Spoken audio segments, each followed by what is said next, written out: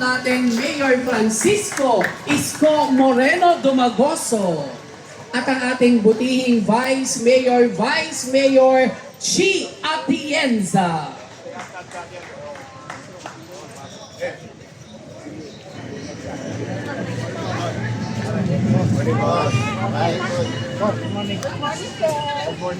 Brother, shout out sa katigil ang nanonood. Oh, mga taga-tigil. Taga, nalilito na. Sarili natin. Pare. Pinabisitahin natin.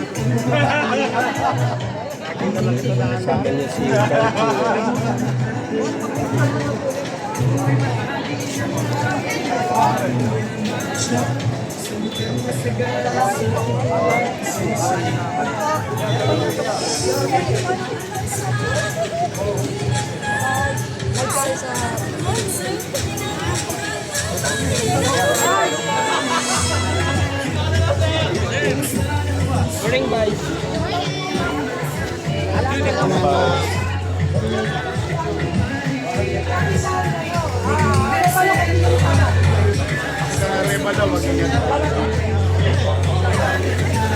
Muli po sa tuloy natin ng isang malakas na palakpak Isko Moreno Dumagoso at Vice Mayor Chi Atienza.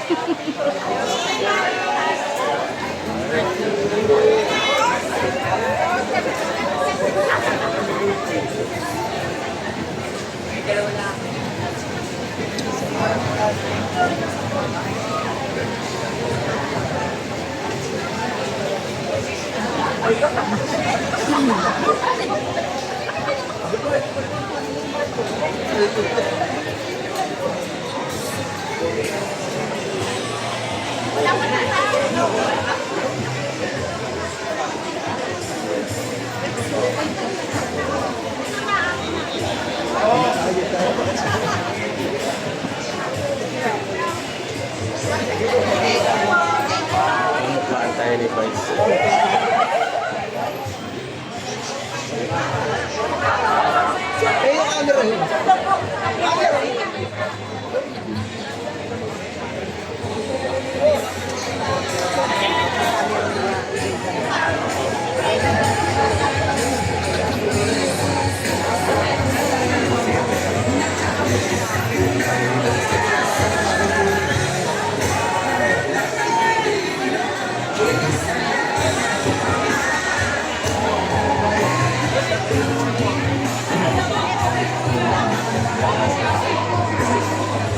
Makasaysayang araw ang ating ipinagdiriwang ngayon dito sa lungsod ng Maynila.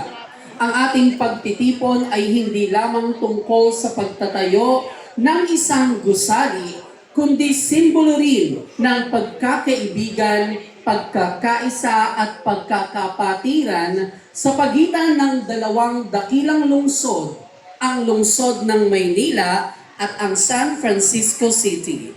Ngayong umaga, ating masasaksihan ang opisyal na groundbreaking ceremony ng Manila San Francisco Friendship Library, isang proyektong magbibigay ng kaalaman, inspirasyon at oportunidad para sa mga kabataan at mamamayan ng ating minamahal na lungsod. At bilang panimula, tayo po ay tumayo para sa ating pambansang awit na agad susundan ng isang maikling panalangin at ang awit ng Maynila.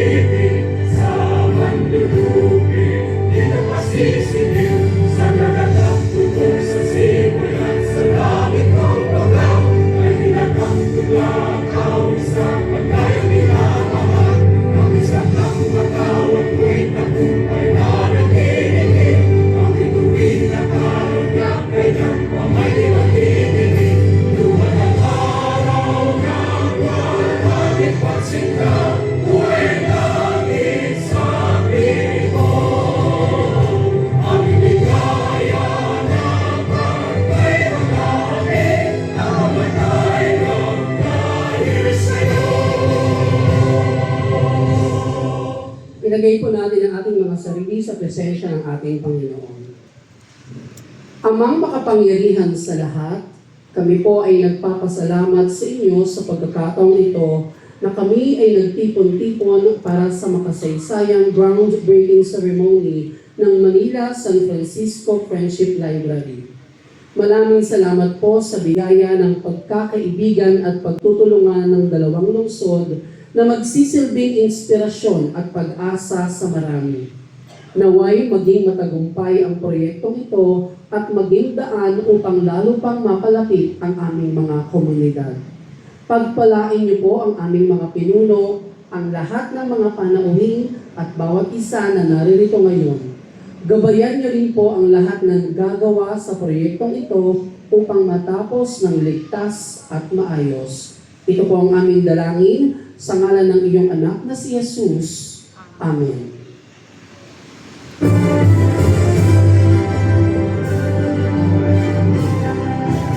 Isko Moreno Dumagoso, Vice Mayor Chi Atienza. Kasama rin po natin Engineer Armando Andres, ang OIC ng Manila City Library, Ms. Maylene Villanueva, ang ating mga konsihal, kasama po natin Councilor Bobby Espiritu from District 5. We also have Councilor Awi Sia from District 2. Kasama rin po natin ang ating mga department heads. We have Mr. Alejandro ng Hoppers, Mr. Dandanta ng Manila North Cemetery, at ang officer in charge po ng DTCAM o Department of Tourism, Culture and Arts of Manila, Ma'am Crystal Bagatsin. At kasama rin po natin ang Chief of Staff ng Office of the Mayor, Mr. Cesar Chavez. Sa ating pong mga barangay officials from Zone 33, kasama po natin Punong Barangay of Barangay 332, Chairman Eric Chua. From Barangay 333, Punong Barangay Maria Teresa Cortez. From Barangay 326, Punong Barangay Noel Relucio. Sa po ng inyong buong konseho, mga kagawad, mga barangay staff at mga barangay tanod, maraming salamat po sa inyong pong pakikiisa sa ating selebrasyon ngayong umaga at sa mga staff po ng Manila City Library at iba pang department. Palakpakan naman po ninyong inyong mga sarili. Maraming salamat po sa inyong lahat sa pagtugon sa imbitasyon na ito at sa bigiging kabahagi ng makasaysayang pangyayaring ito. Bilang pagpapatuloy, nais ko pong tawagin para sa kanyang pambungad na pananalita ang Officer in Charge ng Manila City Library. Palakpakan po natin Ms. Maylene Villanueva. Magandang araw po sa ating lahat. Kagalang-galang Mayor Isko Moreno Dumagoso, Vice Mayor Chi Atienza, kay Engineer Andres, sa ating pong mga miyembro ng Konseho ng Lungsod, sa mga department heads na narito, sa mga kawani po ng ating lungsod, sa mga barangay chairman at council, at sa mga panauhin po ngayong umaga. Malaking karangalan po na makasama namin kayo sa makasaysayang event na ito. ang groundbreaking ng bagong Manila San Francisco Friendship Library at Warehouse Building. Sa mabilis na pag-usbong ng technology, masasabi natin na nakakasabay na po ang mga public libraries dito sa Maynila. Mula sa physical structure, modern equipment, hanggang sa kalidad na services na binibigay sa ating mga kababayan. Nagsimula po ang pagbabago dahil sa malasakit ng ating butihing alkalde, Mayor Isko Moreno Dumagoso, nung siya'y unang naupo bilang alkalde noong 2019. At ngayon po, sa kanyang pagbabalik, ay tunay po talagang pinahalagahan niya ang mga public libraries dahil hindi lamang po isa, bagkus 2 public libraries ang kanyang muling ipapagawa at gagawing mas kaaya-aya, makabangay, at ang lahat pong ito ay libre para sa mga batang Maynila.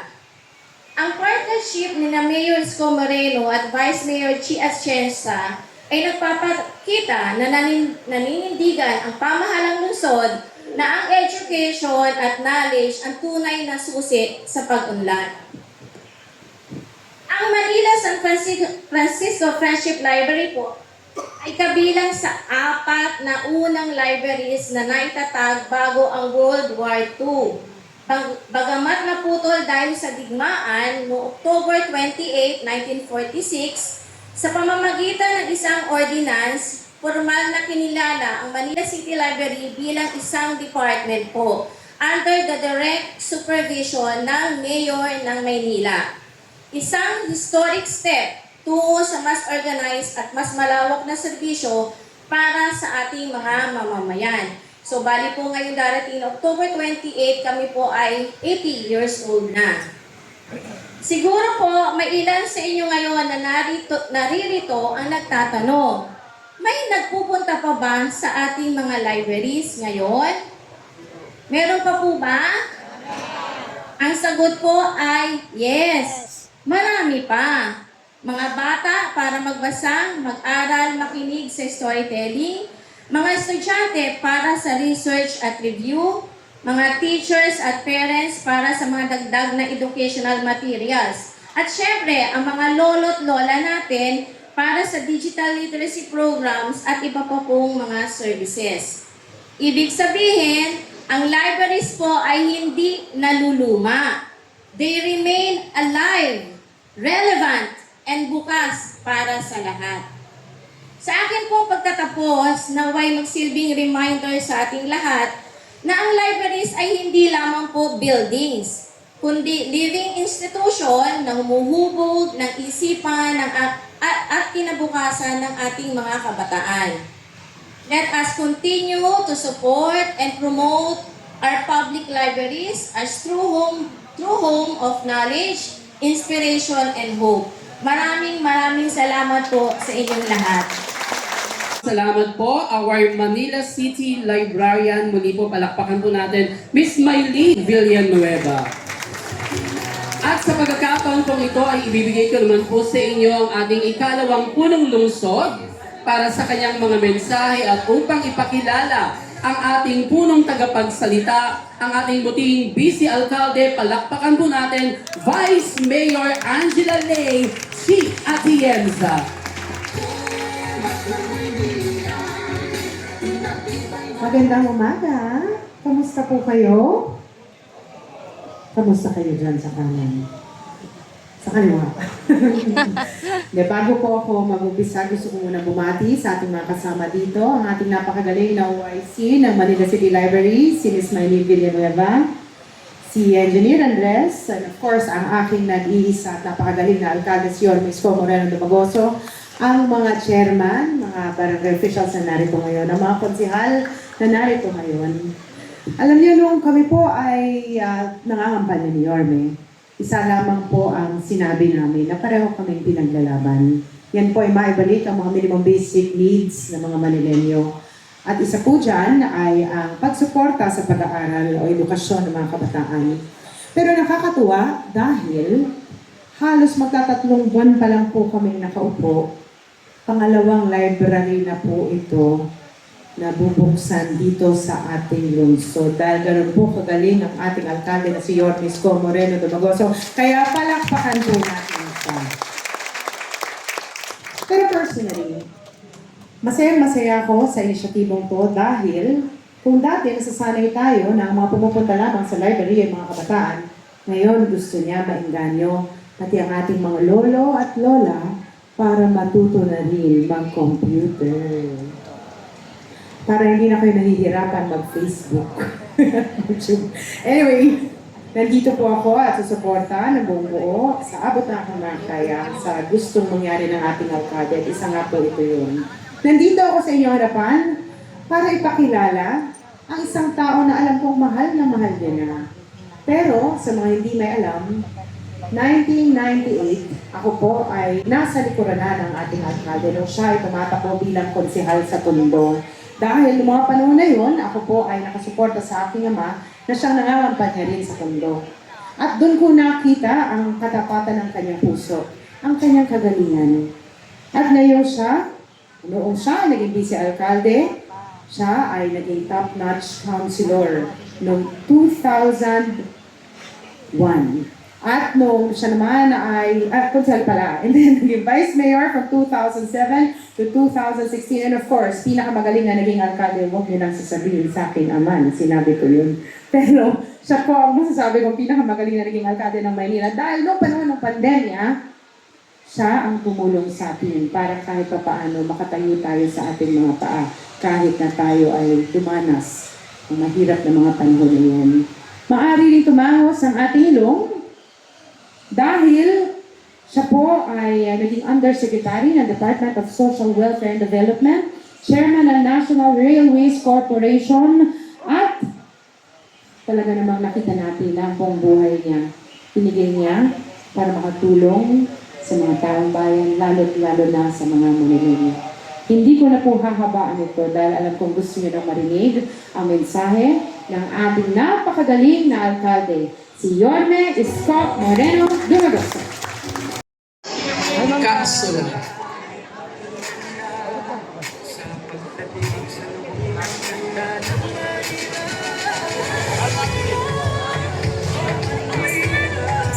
Siyempre kasama pa rin po natin Ma'am Maylene Villanueva, our Manila City Librarian, ang ating pong mga department heads, Director Dandantan, Director Rafi Alejandro, Direktora Crystal Magansing, and of course, Engineer Armando Andres.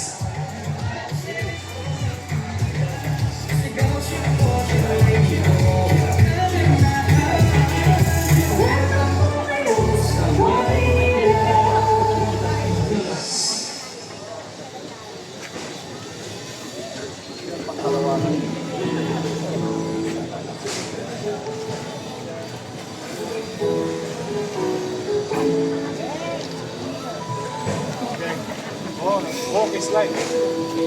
Alright. Dito sa aming tahanan, bukas puso sa lahat sa iyo.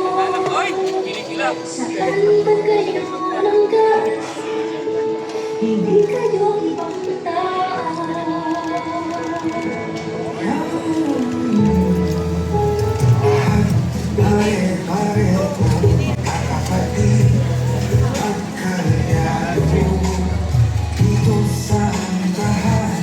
Maylene sa gitara.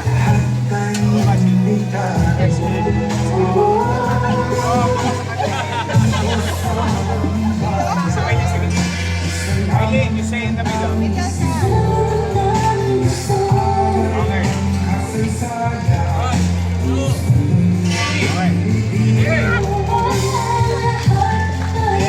Ganap na po naibaon ang kapsula.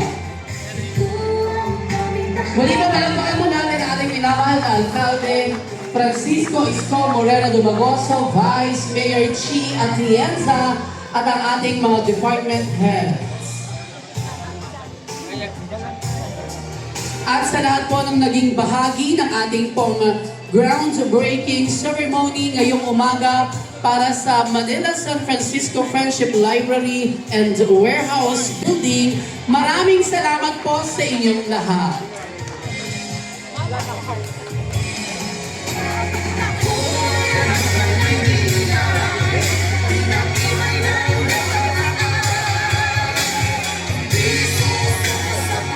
Muli po mula po sa tanggapan ng ating minamahal na alkalde, Mayor Francisco Isko Moreno Dumagoso. Maraming salamat po sa bawat isa. Ingat po tayo sa ating pagbalik sa ating kanya-kanyang mga tahanan. Patuloy tayong pagpalain ng ating poong may kapal. Muli po, sabay-sabay tayo, Manila! God first! Thank you!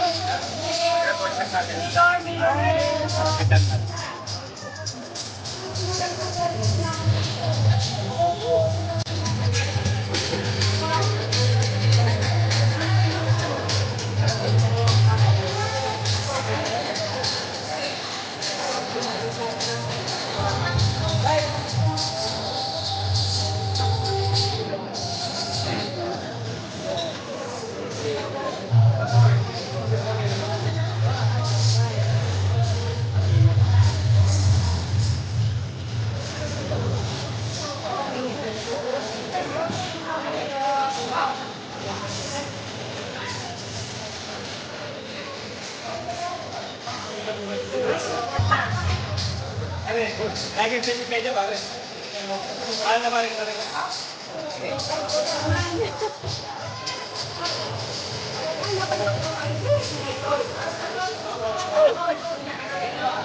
Kaya matang magkakaroon ng tulong. Paano hindi nakarelo ang pangalagas? Kasi niyayag.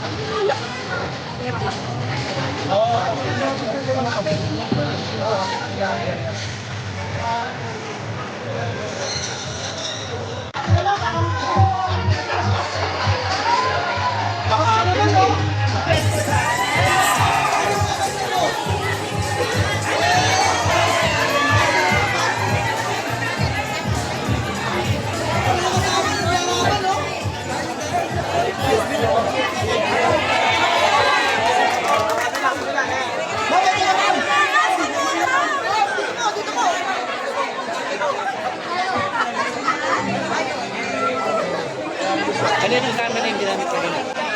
Iba ko. Sa'yo.